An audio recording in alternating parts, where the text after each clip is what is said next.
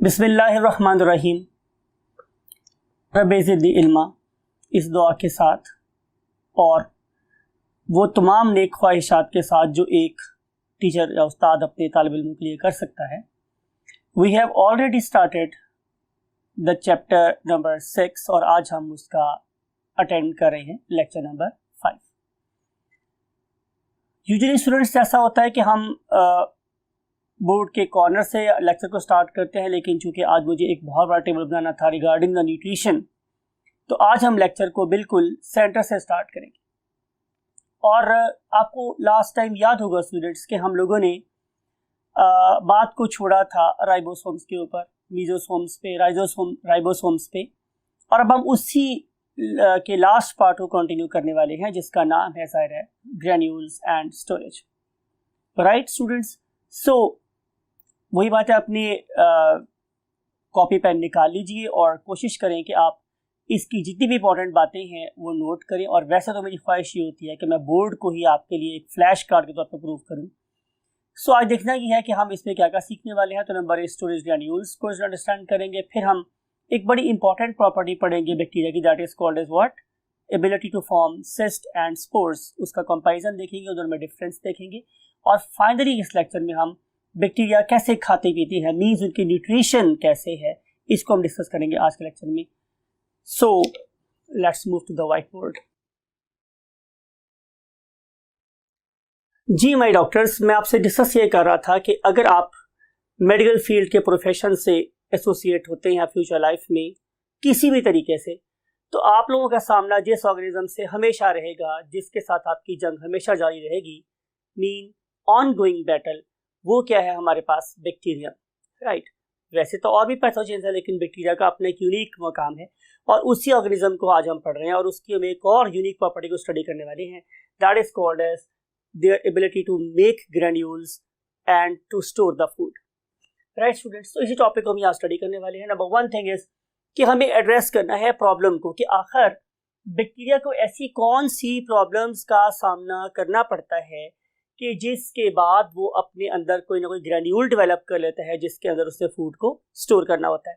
तो पहली बात स्टूडेंट्स क्या है, नंबर 1 कि environmental conditions are very harsh. Right, कि जिस कंडीशन में वो ऑर्गेनिज्म रह रहा है उस कंडीशंस में available sources of nutrition they are scarce. Scarce का मतलब है स्टूडेंट्स कि वो बहुत कम है, यानी कि अगर उसके सराउंडिंग में अमाउंट ऑफ फूड कम है और उसने अपने आप को सर्वाइव करने के चांसेस को बढ़ाना है, तो that organism should have the ability to store the food to overcome some very abnormal और ड्रास्टिक कंडीशंस। तो पहली बात तो हमारे पास ये हो गई। दूसरी बात स्टूडेंट्स क्या हो सकती है कि जो फूड है हमारी सराउंडिंग में वो तो अवेलेबल है, राइट, लेकिन that particular organism is basically facing what, very very strong competition with the other species of the bacteria. Right, तो यहाँ पे जो एनवायरमेंट है, environment is very very competitive. तो जब एनवायरनमेंट बहुत ही कॉम्पिटिटिव होगा तो भी जाहिर है अमाउंट ऑफ फूड ज़्यादा होने के बावजूद मुकाबले की वजह से स्कार्स नज़र आएगी। तो इस वाले केस में भी कामयाब बैक्टीरिया वही होंगे जो ज़्यादा देर तक और ज़्यादा क्वांटिटी में फूड को अपनी बॉडी में स्टोर कर सकेंगे, और इसी स्टोर्ड फूड की मदद से ही वो अपनी एनवायरमेंटल कंडीशंस को ज़्यादा देर तक फेस कर सकेंगे। सो नीड किस बात की थी स्टूडेंट्स, अगर कंडीशंस बहुत हार्श है और एनवायरनमेंट बहुत कॉम्पिटिटिव है तो ज़रूरत ये है कि हम लोग फूड को स्टोर करें।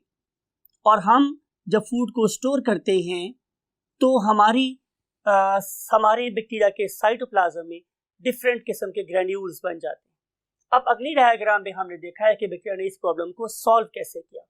तो देखें, हम लोगों ने ऑलरेडी डायग्राम ड्रॉ की हुई है जिसमें जाहिर है ये एक बैसिलस है, it may be an E coli, right, और ये जो मेरे पास ऑर्गेनिज्म है ये बहुत तेजी से फूड को एब्जॉर्ब कर रहे हैं। और मैंने आप लोगों के लिए यहाँ पे सीक्वेंस में GPS लिखा है, आपको पता है कि ये एक मॉडर्न टेक्नोलॉजी है, GPS, global positioning system, GPS लिख दिया।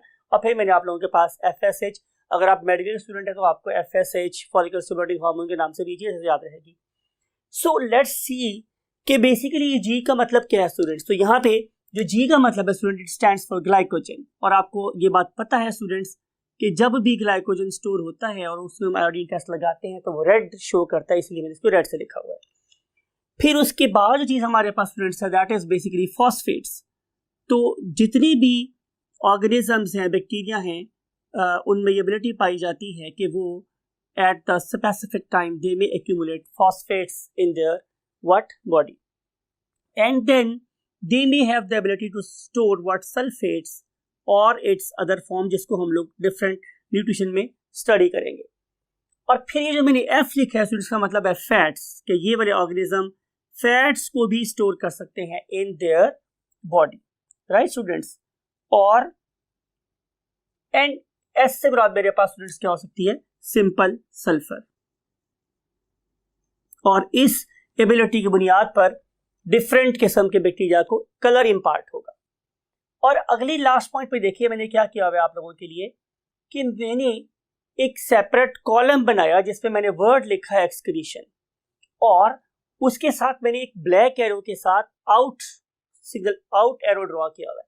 इसका मतलब ये है कि अगर बैक्टीरिया किसी बड़े कॉम्पिटिटिव एनवायरनमेंट में रह रहा है, मिसाल के तौर पे कि ये वाला ऑर्गेनिज्म किसी बहुत ज्यादा स्ट्रॉन्ग टॉक्सिक सब्सटेंस को फेस कर रहा है, ये टॉक्सिक सब्सटेंस कोई केमिकल एजेंट भी हो सकता है और कोई ना कोई हैवी मेटल भी हो सकती है। अब ये टॉक्सिक एजेंट और हैवी मेटल्स दोनों ही बैक्टीरियल मेटाबॉलिज्म के लिए क्या हो सकते हैं, हार्मफुल हो सकते हैं। तो बैक्टीरिया ने क्या डेवलप की, एक ऐसी टेक्निक कि जिसके जरिए से वो मोर टॉक्सिक सब्सटेंस को मोर टॉक्सिक एनवायरनमेंट में एक्सक्रीट आउट कर सकता है। हेंस उस पर्टिकुलर ऑर्गेनिज्म के उस पर्टिकुलर एनवायरनमेंट में सरवाइव करने के चांसेस बढ़ जाएंगे। तो most of the heavy metal के केस में बैक्टीरिया उसको अपनी बॉडी से एक्सक्रीट आउट करके हाइपोटोनिक एनवायरनमेंट से हाइपरटोनिक एनवायरनमेंट में एक्सक्रीट करके अपने सर्वाइवल रेट को क्या कर लेते हैं, बढ़ा लेते हैं। जी डॉक्टर्स, हम शुरू करने वाले हैं बैक्टीरिया की एक और ability, that is to make spores and cysts. और स्टूडेंट्स, आप लोगों की बुक के पैटर्न को फॉलो करते हुए मैंने वो सारी चीजें यहाँ पे उसी तरतीब से लिखी हैं ताकि आपको बुक को पढ़ने में, अंडरस्टैंड करने में प्रॉब्लम हरगिज ना हो और आपका कॉन्सेप्ट एनहांस हो। सो यहाँ पे हम स्टडी कर रहे हैं उसकी पहली प्रॉपर्टी की, few bacteria they have the ability to make spores. अब उसमें सबसे पहली बात जो बुक में लिखी हुई है जो बड़ी इंपॉर्टेंट है वो कि स्पोर्स बनते कहाँ हैं। तो देखिएगा डायग्राम को, ये मैंने ड्रॉ किया है एक bacterium, something like it, you can understand कि ये एक कोकस बैक्टीरियम है, राइट। और इस कोकस बैक्टीरियम के बाहर मैंने एक बहुत ही थिक सा क्या बना दिया स्टूडेंट, कोट डेवलप कर दिया है, समथिंग लाइक इट। आपको पता है कोट हम हमेशा बाहर पहनते हैं, जैसे कि आप अपने तमाम टीचर्स को देख रहे हैं कि वो बिल्कुल क्या पहन रहे हैं, कोट। तो कोट हमेशा बाहर पहना जाता है। तो एक ऐसा स्ट्रक्चर जो कहाँ प्रेजेंट है, बैक्टीरिया की बॉडी के बाहर और उससे प्रोटेक्शन प्रोवाइड कर रहा है, इसे हम लोग नाम देते हैं एक्सोस्पोर। इसका मतलब ये हुआ स्टूडेंट्स के स्पोर ऐसे भी हो सकते हैं जो इस पर्टिकुलर ऑर्गेनिज्म के वेजिटेटिव सेल से बाहर बने, तो वो कहलाएंगे एक्सोस्पोर। लेकिन अब आप जरा इस सेकंड केस को देखें। इस सेकंड केस में मैंने आप लोगों के लिए ड्रॉ किया है एक बैसिलस, राइट। और आप ये देखें कि इस बैसिलस के अंदर एक स्पोर जनरेट हो गया। अंदर इसने किया क्या स्टूडेंट्स कि इसने डबल शील्ड यूज की। भाई इसके बाहर सेल वॉल तो है ही जो इसे प्रोटेक्शन दे रही है, तो क्यों ना ऐसा किया जाए कि अपनी सेल वॉल के अंदर ही रहते हुए अपने सारे के सारे वाइटल मटेरियल्स को एक जगह कॉन्सेंट्रेट किया जाए और उसके बाद उसके गिर्द एक वॉल सेक्रेट कर ली जाए, एक स्ट्रॉन्ग डिफेंसिव शील्ड सिंथेसाइज कर ली जाए। इस पर्टिकुलर शील्ड में और इस एक्सोस्पोर के बारे में मैंने आपसे जिक्र किया कि जो इंपॉर्टेंट बात है वो ये है कि चाहे एक्सोस्पोर हो या एंडोस्पोर हो, इसके रॉ मटेरियल्स वो सारे के सारे कहाँ से आते हैं स्टूडेंट, बैक्टीरिया के अपने मेटाबॉलिज्म से आ रहे होते हैं, राइट। तो एक ऐसा स्पोर जो बैक्टीरियल बॉडी के इनसाइड डेवलप हो उसे हम लोग नाम देते हैं एंडोस्पोर। क्या नाम देते हैं स्टूडेंट्स हम लोग उसे? एंडोस्पोर। आप कंफ्यूज ना हो इसलिए मैं लंबी लाइन लेके यहां पे लिख रहा हूं what? Endospore. Endospore. So if spore is developing outside the organism, it is called as exospore. If spore is developing inside the vegetative cell, तो हम इसे नाम देते हैं एंडोस्पोर। आए हम ये देखते हैं कि सिस्ट कहां बन सकती है। तो आंसर इज कि cyst always forms outside the vegetative cell. हमेशा बाहर बनेगी, सिस्ट कभी भी अंदर नहीं बन सकती। और दूसरी बात यह है स्टूडेंट्स कि सिस्ट का जो रॉ मटेरियल है वो कुछ भी हो सकता है। इट सीम्स कि जैसा ये वाला बैक्टीरियम कोई गमी स्ट्रक्चर अपनी बाहर रिलीज कर रहा है और फिर जब ये एक्टिवेट होगा ये वाला सिस्टम, तो सराउंडिंग में जो भी चीज होगी वो शायद इसके पास आके अटैच हो सकती है और इसको हार्ड बना सकती है। इसका मतलब ये है कि इसके लिए जो रॉ मटेरियल रिक्वायर्ड है वो सारे का सारा जरूरी नहीं है कि उसके अपनी मेटाबॉलिज्म से आए, सराउंडिंग वाली चीजें भी उससे आके अटैच हो सकती हैं। सो एक बहुत बड़ा डिफरेंस है between the spore and cyst, right. अब हम देख रहे हैं आगे वाई ऐसा हो क्यों रहा है। अगेन वो ये बात है स्टूडेंट्स कि आप लोगों के पास एक फ्लास्क थी, उस फ्लास्क में मैंने क्या किया, से मैंने 10 ml न्यूट्रिएंट ब्रॉथ डाल दिया। अब उस 10 ml न्यूट्रिएंट ब्रॉथ के अंदर जब मैंने बैक्टीरिया को ग्रो करना शुरू किया तो स्टूडेंट्स क्या हुआ, इस पर्टिकुलर बैक्टीरिया ने अपने नंबर को इंक्रीज करना शुरू किया। फिर एक टाइम ऐसा आया कि जब हमारे पास न्यूट्रिएंट्स क्या हो गए, कम होना शुरू हो गए, राइट।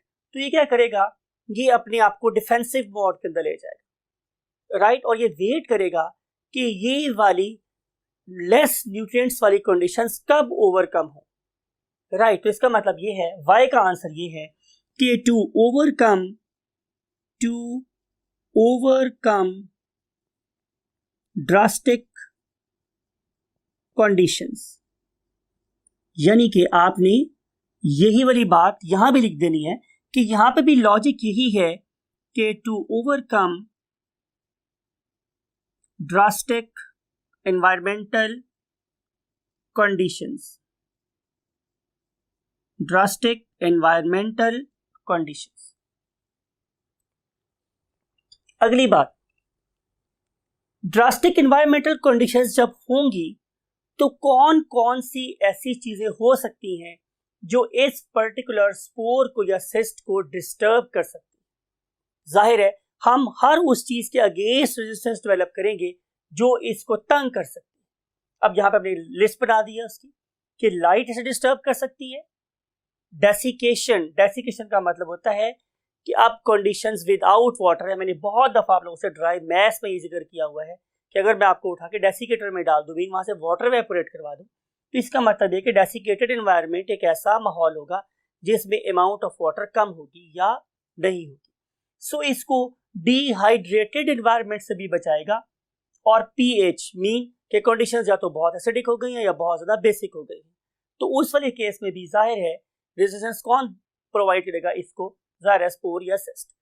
अब आपने जरा बात को गौर से सुनना है और याद करना है कि जो काम स्पोर कर रहा है वही काम सिस्ट भी कर रही है, यानी कि लाइट से प्रोटेक्शन ये भी दे रहा है, डेसिकेशन से प्रोटेक्शन ये भी दे रहा है, राइट।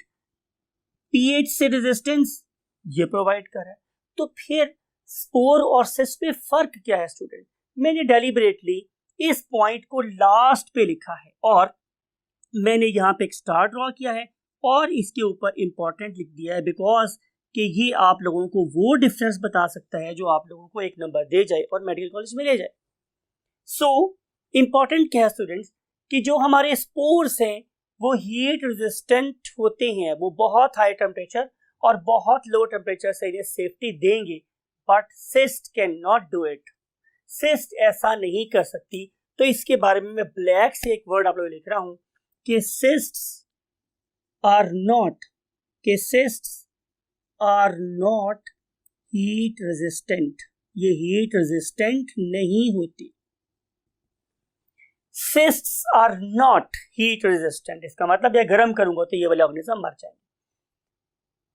एडवांटेज क्या है? एडवांटेज स्टूडेंट्स ये है कि जो ही कंडीशंस कैसी होगी, ड्रास्टिक से नॉर्मल होंगी, तो दे विल जर्मिनेट अगेन, तो ये दोबारा से जर्मिनेट होंगे और दोबारा से जर्मिनेट होके क्या बनाएंगे? जाहिर है स्टूडेंट्स, वेजिटेटिव सेल्स, उसके नॉर्मल बॉडी सेल्स बनाना शुरू कर देंगे। राइट, तो ये एडवांटेज जाहिर है यहां भी प्रेजेंट है। Right, so these are the few technical points and comparisons between the spores and the cyst।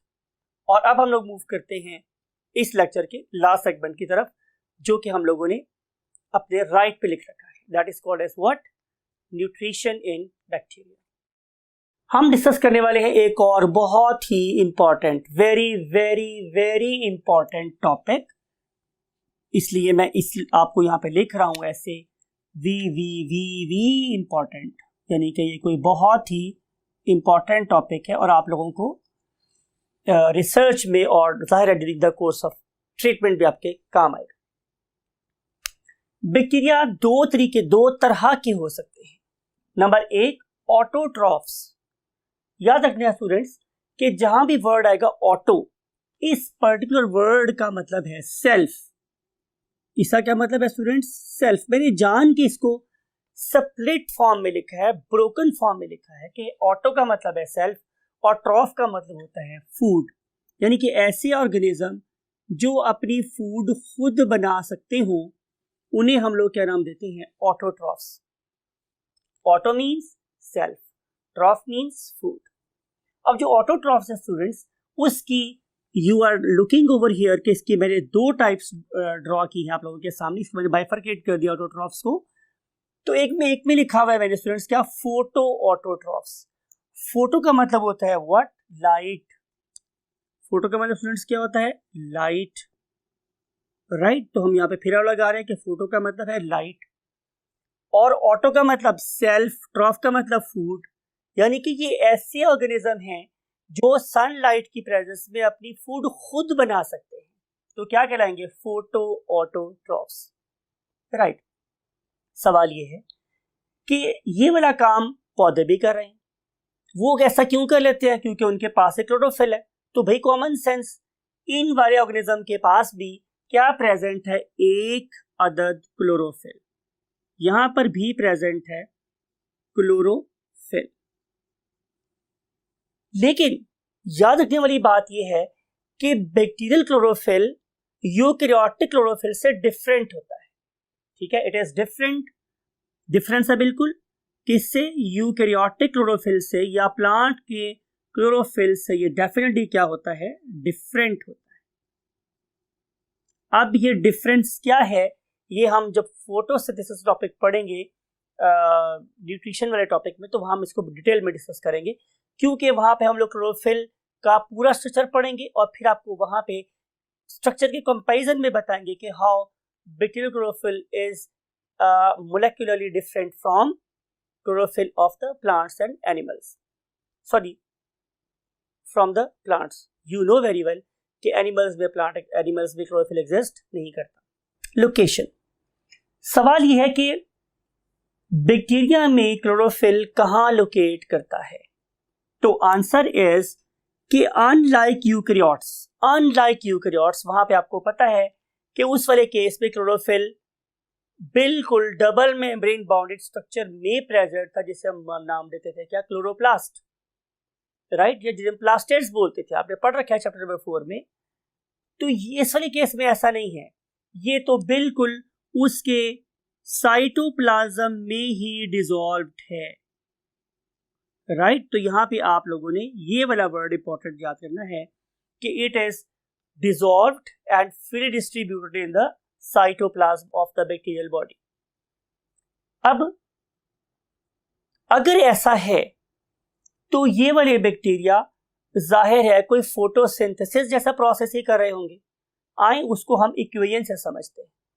Normal cases में क्या होता है students, you know very well कि हम ये बात करते हैं कि CO2 रिएक्ट करती है वाटर के साथ, ही मैं प्लांट की बात कर रहा हूँ, तो क्या होगा स्टूडेंट्स, यहाँ पे प्रोड्यूस हो जाएगा यानी कि CnH2ON।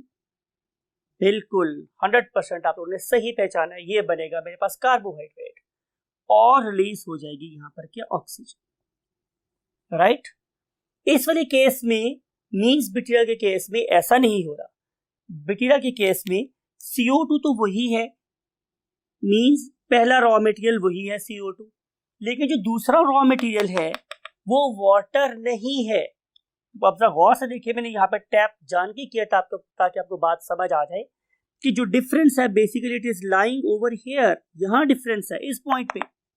राइट, और यहाँ पे इस्तेमाल हो रही है एक और सबस्ट्रेट, एक और raw material that is called as H2S, और उसके रिजल्ट में अब क्या प्रोड्यूस होगा, जाहिर है वही पुरानी चीज, means carbohydrates, means your carbohydrate like substance. लेकिन अब ऑक्सीजन प्रोड्यूस नहीं होगी, बल्कि ऑक्सीजन की बजाय यहाँ पे सल्फर प्रोड्यूस होगी।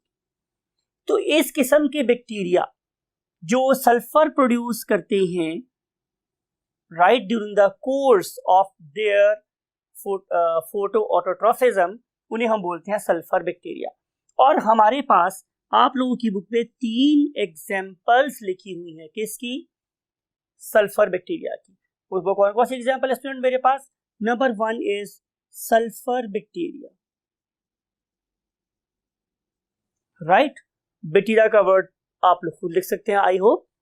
और दूसरी है मेरे पास सल्फर पर्पल बैक्टीरिया।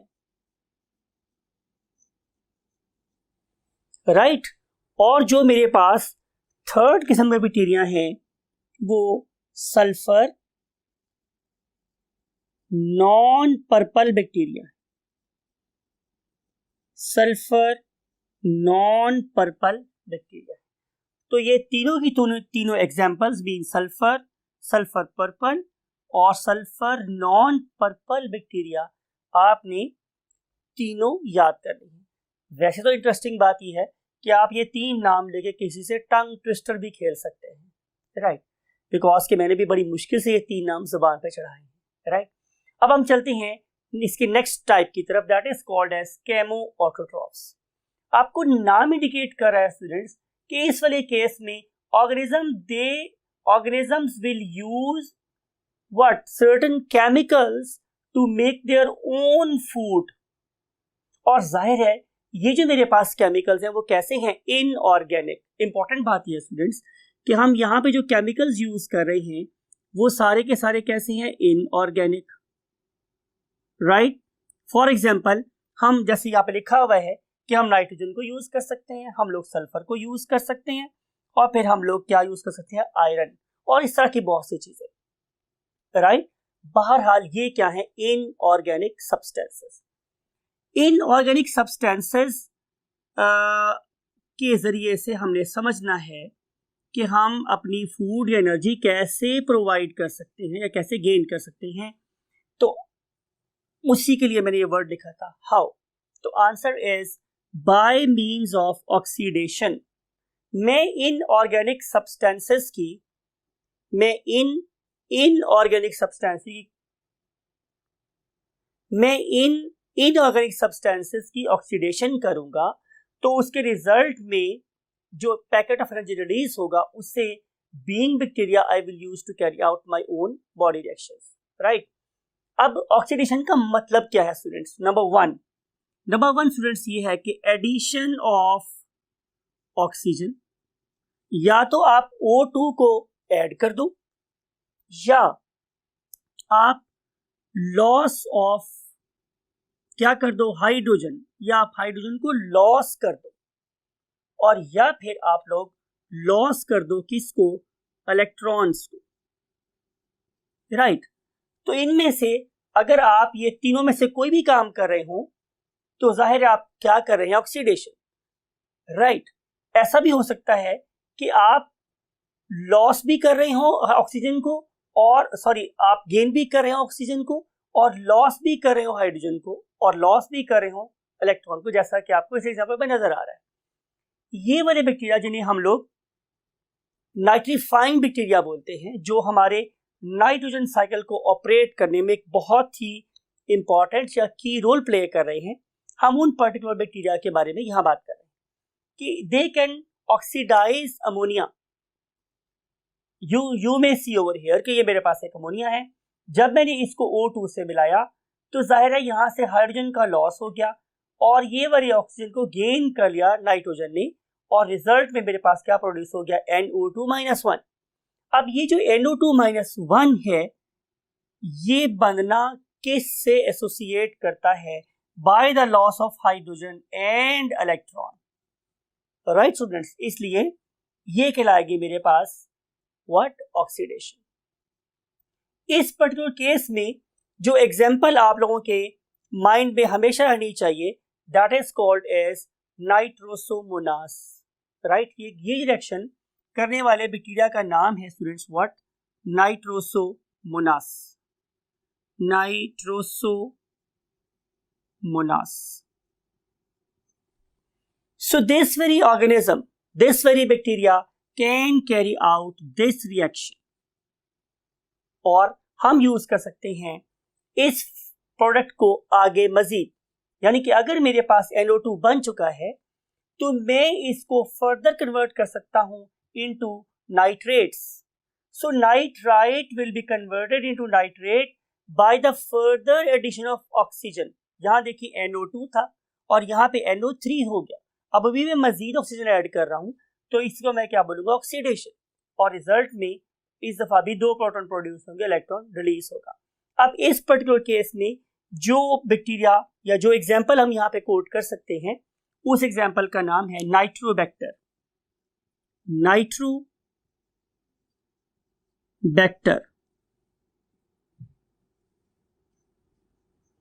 राइट। तो आप लोगों ने इस वाले केस में ये एग्जांपल याद करनी है, Nitrobacter. So Nitrobacter bacteria is a chemoautotrope that has the ability to convert a nitrite into nitrate and obtain its energy. Next example हमारे पास है सल्फर बैक्टीरिया की। इन सल्फर बैक्टीरिया में क्या एबिलिटी है, गौर से सुनिएगा स्टूडेंट्स। नंबर 1, या तो वो सल्फाइड को कन्वर्ट कर सकते हैं सल्फेट में, you know very well, H2S is basically a gas that is called as hydrogen sulfide gas, और ये वाले बैक्टीरिया इस H2S को यूज करते हैं to carry out its oxidation, right. तो सल्फर जब ऑक्सीजन से कंबाइन होगी तो क्या बनेगा, ज़ाहिर है SO4, और रिलीज हो जाएगी ज़ाहिर है हाइड्रोजन, राइट। तो ये कहलाएगी मेरे पास what, oxidation of sulphur. Similarly अगर मैं एलिमेंटल सल्फर को कंबाइन कर लूँ ऑक्सीजन के साथ तो ज़ाहिर है क्या बन जाएगा, सल्फर डाइऑक्साइड। इस वाले केस में भी हम सल्फर को ऑक्सीजन से मिला रहे हैं, ये भी क्या है, ऑक्सीडेशन, तो क्या बन जाएगा, SO2। फिर जो एक और एग्जांपल आप लोगों की बुक में लास्ट लेवल पे कोटेड है, that is basically oxidation of iron. अब अगर आप लोग अपनी बुक को पढ़ रहे हो स्टूडेंट्स, तो उसमें आप लोगों के लिए वर्ड यूज किया गया है फेरस आयंस और फेरिक आयंस। तो वैसे तो जब हम वर्ड यूज करें फेरस और फेरिक तो इसका मतलब ऑलरेडी आयन ही होता है, लेकिन जब मैं लिख रहा हूँ फॉर एग्जांपल फेरस आयन, तो इसका मतलब यह है कि जैसे मैं बोल रहा हूँ अबू बाप, राइट, अबू भी वही चीज और बाप भी वही चीज है। तो इस लिहाज से तो कहना ये गलत है कि मैं फेरस आयन लिखूं और फेरिक आयन लिखूं। कॉमन सेंस है कि ये फेरस एक ऐसा आयन है जिसके ऊपर +2 मींस पॉजिटिव 2 चार्ज है, और जब ये ऑक्सीडाइज होता है तो इसकी ऑक्सीडेशन स्टेट +3 में कन्वर्ट हो जाती है। तो during the course of conversion of ferrous ion into ferric ion oxidation हो रही है और बैक्टीरिया इसमें अपनी एनर्जी को गेन कर रहे हैं। तो ये तो जो सारे चेंबर हमने तक स्टडी किया है, इसका ताल्लुक इनऑर्गेनिक वर्ल्ड के साथ था, राइट, कि वो बैक्टीरिया जो ऑटोट्रॉफ्स हैं वो एनर्जी गेन कर रहे हैं from the inorganic world, WORLD world, दुनिया।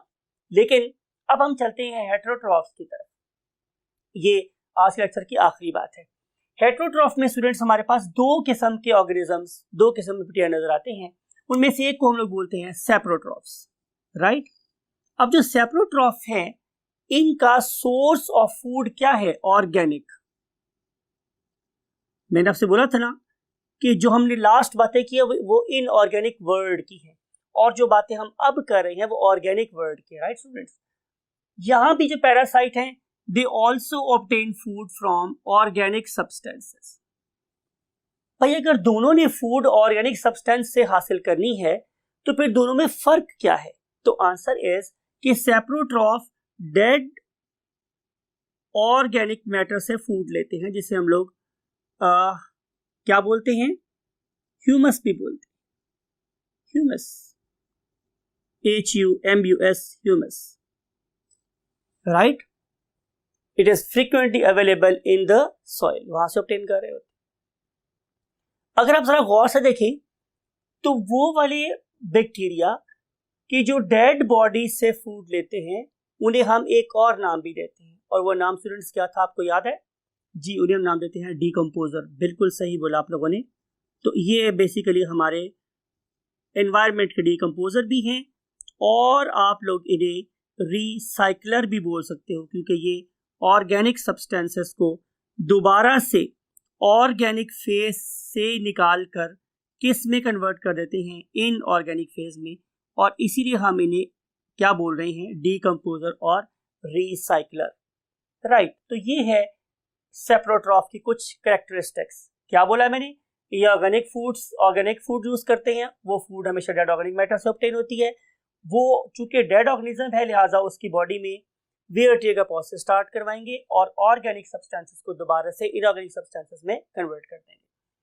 और आज हम बात करें आखिरी की, ये भी ऑर्गेनिक है, लेकिन प्रॉब्लम ये है स्टूडेंट्स कि जो पैरासाइट हैं वो हमेशा फूड ऑब्टेन करते हैं। मैंने डेलिबरेटली इसको रेड से सर्कल किया ताकि ऊपर खतरे की बात हो रही है कि ये जो मेरे पास पैरासाइट्स हैं ये ऑब्टेन करते हैं food from the organic substance, और ये जो ऑर्गेनिक फूड है it is coming from the living organisms. ये फूड हमेशा लिविंग ऑर्गेनिज्म से ऑब्टेन होते। स्टूडेंट्स, अगर ये वाला ऑर्गेनिज्म मेरी बॉडी से सिर्फ फूड ही ले, अगर ये वाला ऑर्गेनिज्म मेरी बॉडी से सिर्फ फूड ही ले तो मुझे कोई प्रॉब्लम नहीं, तो मुझे इसके थोड़े से फूड ले जाने से फर्क भी नहीं पड़ेगा। लेकिन प्रॉब्लम क्या आ रही है? प्रॉब्लम ये आ रही है स्टूडेंट्स कि ये वाले ऑर्गेनिज्म मेरी बॉडी से फूड लेने के साथ साथ मुझे बीमार कर रहे हैं। दे कॉज डिजीज, ये मेरी बॉडी में डिजीजेस फैला रहे हैं। और इससे ज्यादा खतरनाक बात यह है कि दे मे कॉज माई डेथ, इनकी वजह से डेथ भी हो सकती है इफ अनट्रीटेड, राइट? बहुत सी बातें आप लोगों की बुक में नहीं लिखी हुई। फॉर एग्जाम्पल कि बैक्टीरिया की न्यूट्रिशन के एतबार से और भी टाइप्स हो सकती हैं।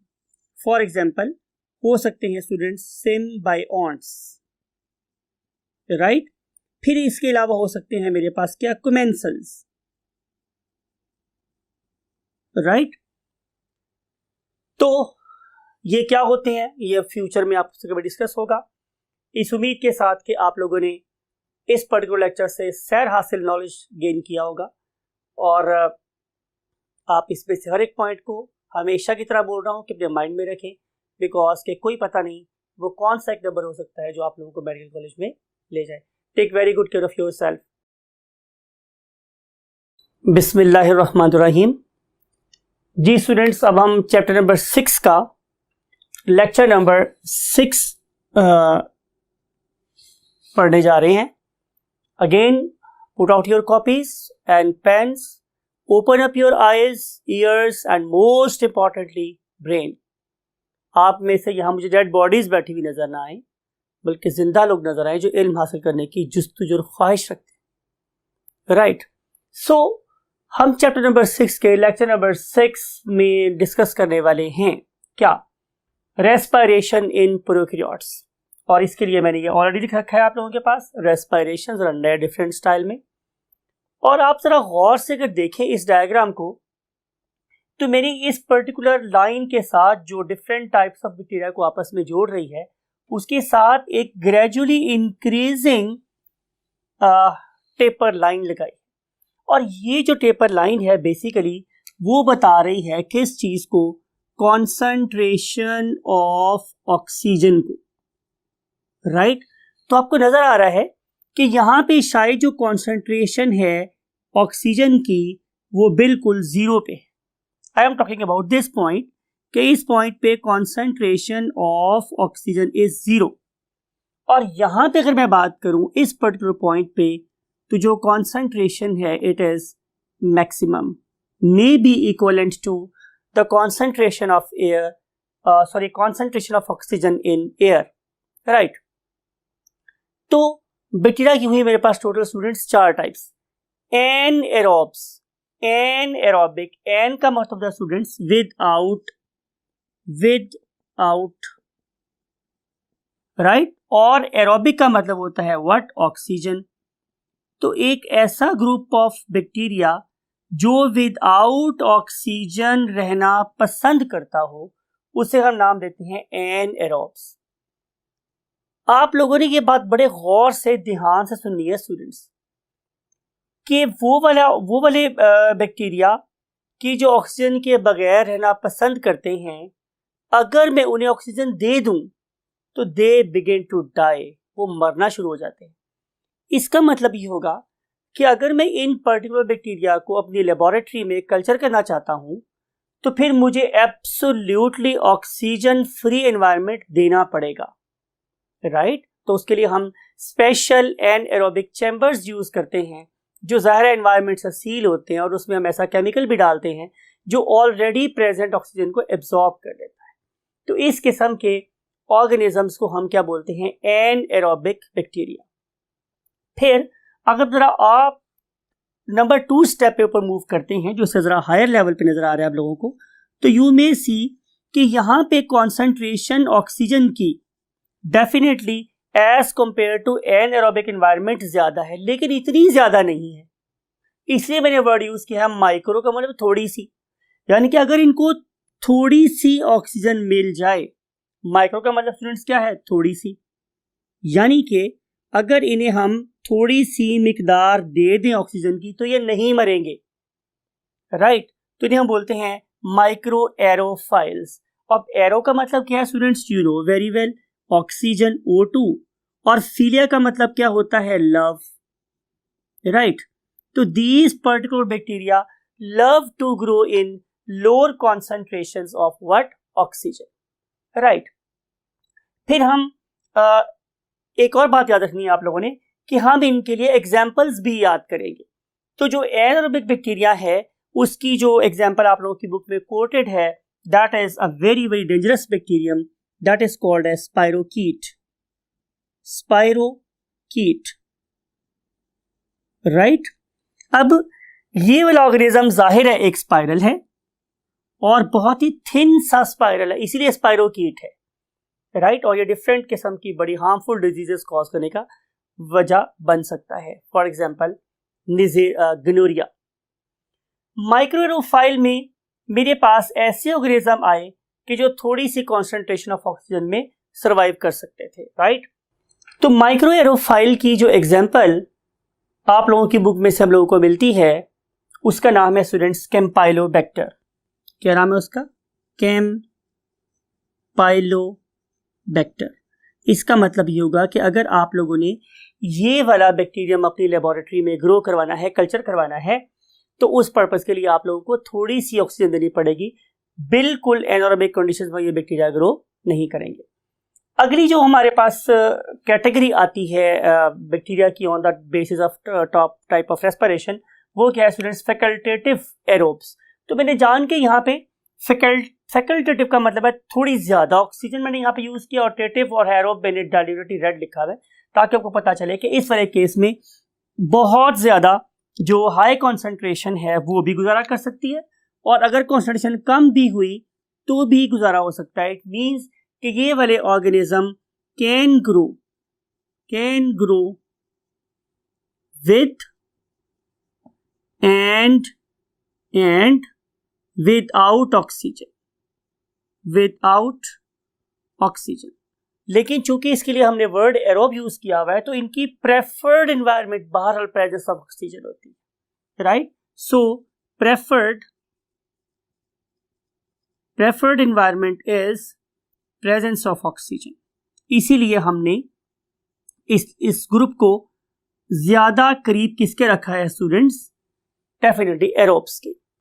और इसकी जो एग्जांपल आप लोगों की बुक में कोट की गई है वो साइंटिस्ट का ऑल टाइम फेवरेट बैक्टीरियम है, दैट इज इकोलाई।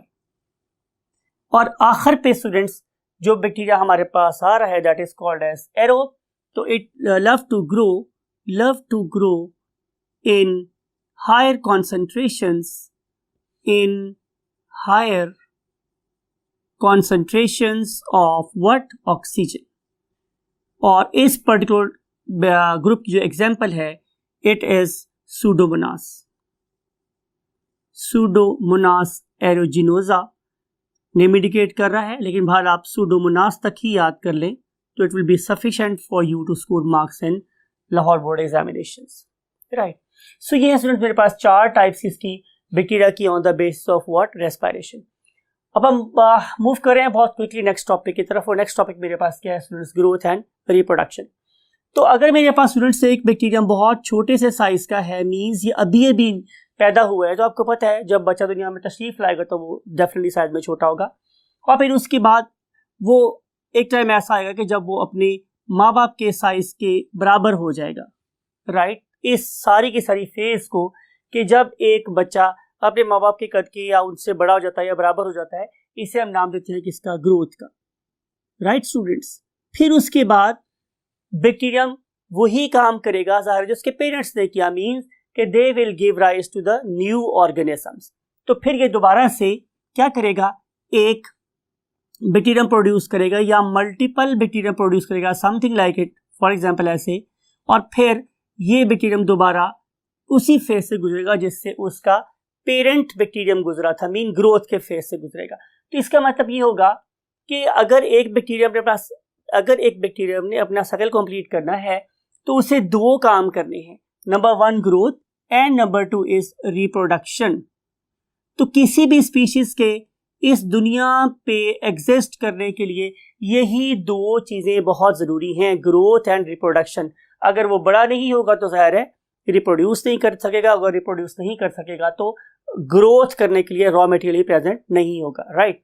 तो दोनों चीजें मिलकर बेसिकली क्या बना रही हैं? इंपॉर्टेंट है स्टूडेंट्स, बैक्टीरिया का या किसी भी ऑर्गेनिज्म का जनरेशन टाइम, राइट। तो एक ऑर्गेनिज्म के प्रोड्यूस होने से लेकर अगले ऑर्गेनिज्म के प्रोड्यूस होने तक का जो टाइम है it is called age generation time. ये इंपॉर्टेंट कॉन्सेप्ट है, ये आप लोगों को आना चाहिए। तो यूजुअली हम लोग ये बात करते हैं कि बैक्टीरिया नॉर्मली 20 मिनट्स में डबल हो जाते हैं, तो इस लिहाज से जो बैक्टीरिया का जनरेशन टाइम है इट इज अप्रॉक्सीमेटली 20 मिनट्स, लेकिन कोई हार्ड एंड फास्ट रूल नहीं है, ज्यादा कम हो सकता है। सो एनी हाउ, अब हमने अंडरस्टैंड करना है अगर एक बैक्टीरियम बड़े होते होते होते होते अपने पेरेंट के साइज के बराबर हो गया है तो फिर ये क्या करेगा? मैंने आंसर दिया था रिप्रोड्यूस करेगा। तो आए हम देखते हैं कि बैक्टीरिया कितने तरीके से रिप्रोड्यूस कर सकता है। तो यहां पे हम हेडिंग लगा रहे हैं रिप्रोडक्शन टाइप्स।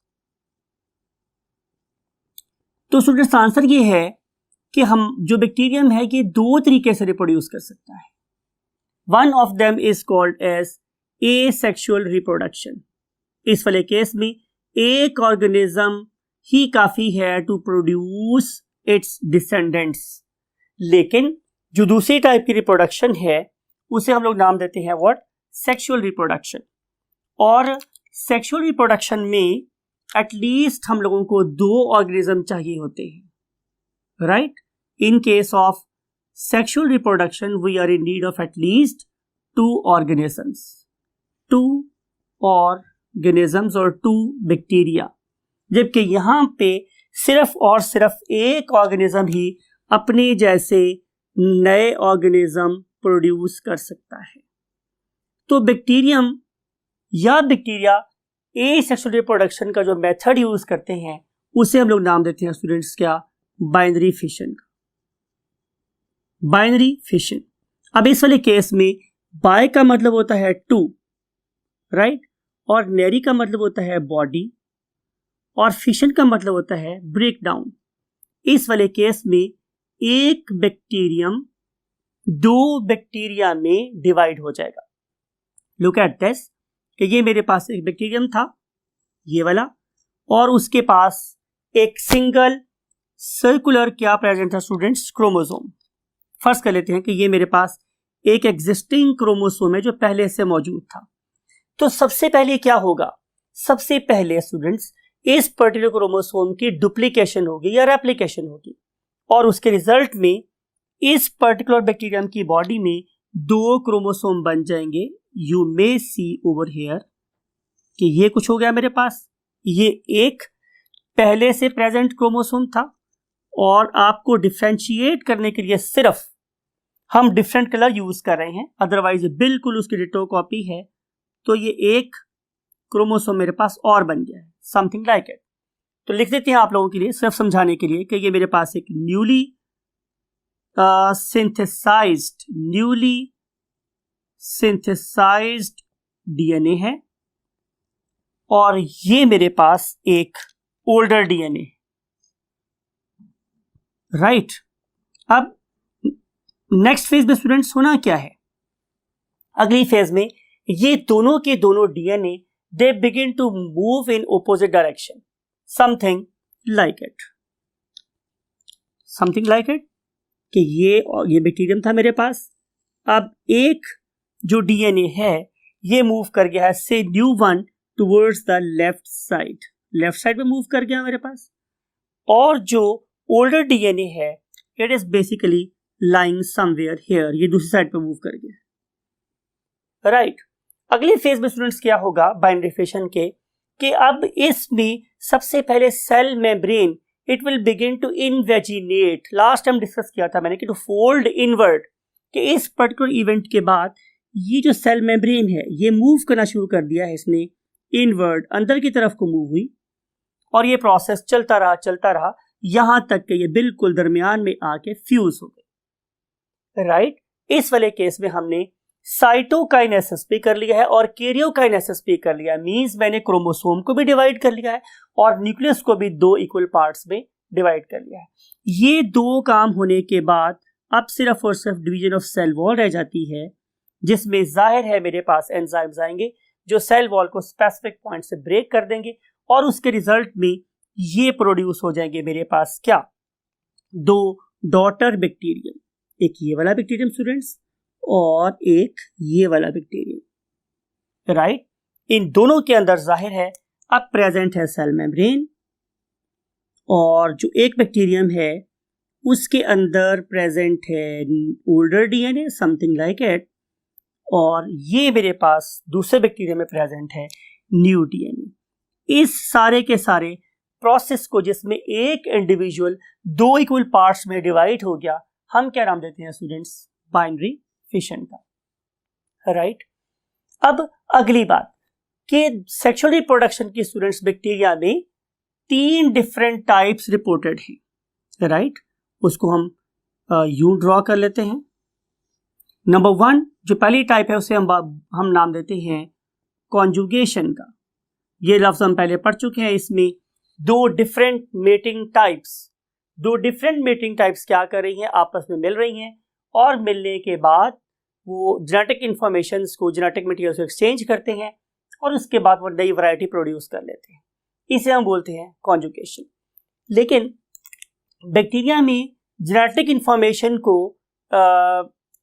शेयर करने का, चेंज करने का एक और मेथड भी है, और उस मेथड को हम नाम देते हैं ट्रांसफॉर्मेशन। आप लोगों ने ट्रांसफॉर्मर मूवी डेफिनेटली देखी होगी, तो उसमें पता है कि एक ही ऑर्गेनिज्म डिफरेंट शेप्स एज्यूम कर लेता है। तो सिमिलरली अगर मेरे पास एक किस्म का बैक्टीरियम किसी और टाइप के बैक्टीरियम में कन्वर्ट हो जाता है, मिसाल के तौर पे एक ऐसा बैक्टीरियम जो डिजीज कॉज नहीं कर सकता था, अब वो डिजीज कॉज करने वाले बैक्टीरियम में कन्वर्ट हो जाए, तो जाहिर है उसको ये जीन कहीं से इंपोर्ट हुआ होगा, मिला होगा। तो इस प्रोसेस को हम क्या बोलते हैं? ट्रांसफॉर्मेशन। लेकिन एक और वे भी हमारे पास यहाँ प्रेजेंट है, और उसको हम लोग नाम देते हैं व्हाट? ट्रांसडक्शन। अब जो ट्रांसडक्शन है उस वाले केस में स्टूडेंट्स क्या हुआ कि एक थर्ड पार्टी के थ्रू, और वो जो थर्ड पार्टी है यूजुअली वो एक वायरस होता है, ठीक है। अब अगर एक थर्ड पार्टी या वायरस के थ्रू जेनेटिक इंफॉर्मेशन एक बैक्टीरियम से दूसरे बैक्टीरियम में ट्रांसफर हो जाए तो ये भी जेनेटिक वेरिएबिलिटी है, ये भी सेक्सुअल रिप्रोडक्शन की एक टाइप है और इसे हम नाम देते हैं व्हाट, ट्रांसडक्शन। राइट स्टूडेंट्स, और अब हम डिस्कस करने वाले हैं बैक्टीरियल ग्रोथ का एक स्पेसिफिक कर्व जिसे हम लोग growth curve of bacteria move करते हैं। आइए इसको हम देखते हैं। जी स्टूडेंट्स, ये आप लोगों के पास एक आइडियल कंडीशन है और इस आइडियल कंडीशन में हम लोगों ने किया क्या है कि नंबर 1 पे हमने एक फ्लास्क ली है और इस पर्टिकुलर फ्लास्क के अंदर यू आर ऑब्जर्विंग कि हमने एक न्यूट्रिएंट क्या ऐड कर दिया, हमने ब्रॉथ ऐड कर दिया है। ब्रॉथ क्या होता है स्टूडेंट्स, एक लिक्विड न्यूट्रिएंट मीडियम होता है। जब ये इसके अंदर ऐड हमने किए बैक्टीरिया तो आपने देखा कि इनिशियली नंबर 1 स्टेज के ऊपर still bacteria are not dividing actively, बिल्कुल डिवाइड नहीं कर रहे हैं, आराम सुकून से बैठे हुए हैं। और इस पर्टिकुलर फेज में आप देख रहे हैं कि बैक्टीरिया का जो नंबर है वो बहुत कम है और ये वाले बैक्टीरिया अपने आप को बेसिकली एक्लेमेटाइज कर रहे हैं, अपने आप को उस माहौल के मुताबिक ढाल रहे हैं, एडजस्ट कर रहे हैं, अडेप्ट कर रहे हैं अपने आप को। राइट, जब इस पर्टिकुलर फेज में ये बैक्टीरिया होंगे तो आपको नजर आएगा कि अमाउंट ऑफ न्यूट्रिएंट्स बहुत ज्यादा है और नंबर ऑफ बैक्टीरियम जो है वो बहुत कम है। देन टाइम विल कम कि जब ये एक्लेमेटाइज स्टेज से आगे निकलेंगे तो अब ये डिवाइड होना शुरू होंगे, लेकिन इस पर्टिकुलर फेज में अभी भी जो अमाउंट ऑफ न्यूट्रिएंट्स है वो बहुत ज्यादा है और जो बैक्टीरिया का नंबर है इट इज लैगिंग बिहाइंड का नंबर है वो बहुत पीछे रह रहा है। इसीलिए हम इस पहली फेज को क्या बोलते हैं, लैग फेज। राइट, अब नंबर 2 स्टेज को देखें। नंबर 2 स्टेज में no bacteria they are dividing more actively. Right, इस पर्टिकुलर फेज में आप देख रहे हैं कि bacteria are dividing at exponential rate. Right, बहुत ही तेजी के साथ, बहुत ही स्पीड के साथ वो अपने आप को रिप्रोडक्शन के प्रोसेस से गुजार रहे हैं, बिकॉज कॉपियस बहुत ज्यादा अमाउंट में न्यूट्रिएंट्स यहाँ पे प्रेजेंट हैं। जब बहुत ज्यादा अमाउंट में न्यूट्रिएंट्स प्रेजेंट होंगे तो वो इन न्यूट्रिएंट्स को पूरे तरीके से एक्सप्लॉइट करेंगे और फुल रेट पर रिप्रोड्यूस करेंगे। इसीलिए हमने इसको एक्सपोनेंशियल रेट के रेफरेंस से, रेज टू द पावर के रेफरेंस से, 10 raise to the power 2, raise to the power 3, raise to the power 4 को नॉर्मली हम लॉगरिथम में यूज करते हैं। इसीलिए मैंने इस सेकंड फेज को क्या नाम दिया हुआ है, लॉग फेज। लेकिन सदा कोई चीज नहीं रहती, पर्टिकुलरली इस पर्टिकुलर फ्लास्क पे आप देख रहे हैं कि एक टाइम ऐसा आएगा कि जब number of nutrients number of produced bacteria के बराबर हो जाएंगे। अब क्या होगा स्टूडेंट्स, अब बैक्टीरिया को ये बात का अंदाजा होगा कि शायद हमने बहुत बड़ी मिस्टेक कर ली है और अब जो नंबर ऑफ न्यूट्रिएंट्स मुझे नजर आ रहे हैं इस फ्लास्क के अंदर वो बहुत कम है और जो नंबर है बैक्टीरिया का वो बहुत बढ़ गया है। तो बैक्टीरिया क्या करेंगे, अब रिप्रोड्यूस करना छोड़ देंगे। राइट, और जब वो रिप्रोड्यूस करना छोड़ेंगे तो एक फ्लैट प्लेटू नजर आएगा उनके ग्रोथ कर्व में। राइट, इस फ्लैट प्लेटू को हम बोलते हैं stationary phase, when number of bacteria are not increasing any more, number और ज्यादा नहीं बढ़ रहा, तो इसे हम क्या बोलते हैं स्टूडेंट, स्टेशनरी फेज। लेकिन फिर भी जो बैक्टीरिया ऑलरेडी इस फ्लास्क के अंदर प्रेजेंट है उन्हें अपने आप को सर्वाइव कराने के लिए न्यूट्रिएंट्स की जरूरत थी और न्यूट्रिएंट्स बहुत तेजी से क्या हो रहे हैं, डिप्लीट का मतलब होता है कम। तो रिजल्ट क्या होगा कि अब ये बैक्टीरिया मरना शुरू हो जाएंगे। इसे हम बोलते हैं डिक्लाइन फेज और डेथ फेज, बिकॉज के bacteria are going to face the death due to unavailability of the nutrients. Right students, तो इस तरीके से यू मे सी, अब दोबारा से ग्राफ को हम प्लॉट करते हैं तो आप देख रहे हैं कि सबसे पहले हमने क्या ड्रॉ किया स्टूडेंट, लैग फेज, फिर ड्रॉ किया हम लोगों ने व्हाट, लॉग फेज, और अब हम ड्रॉ कर रहे हैं क्या, स्टेशनरी फेज, और जो आखिरी फेज है उसे हम क्या बोलते हैं, डिक्लाइन फेज। तो इन चारों फेजेस से मिलने से जो कर्व बनता है उसे हम ग्रोथ कर्व ऑफ बैक्टीरिया बोलते हैं। राइट, यहाँ पे हम आज अपने लेक्चर को खत्म करते हैं और आई होप कि आपने इस पर्टिकुलर चीज को अप्लाई भी करना है जिंदगी में, पर्टिकुलरली जब आप लोग किसी रिसर्च इंस्टीट्यूट में जाएंगे और आप लोगों को बैक्टीरिया ग्रो करने पड़ेंगे तो आप लोगों को पता चलेगा कि हमने पर्टिकुलरली किस लेवल के ऊपर जाके बैक्टीरिया से मैक्सिमम कोई प्रोडक्ट ऑब्टेन करनी है। तो definitely it should be the log phase, right, जहाँ पे बैक्टीरिया मैक्सिमम ग्रो कर रहे होते हैं। Thank you very much students, take very good care of your self and खुश रहें, खुश रखें और अपने इर्द गिर्द लोगों में भी खुशियां बांटें। Take very good care of your self. अल्लाह हाफिज़।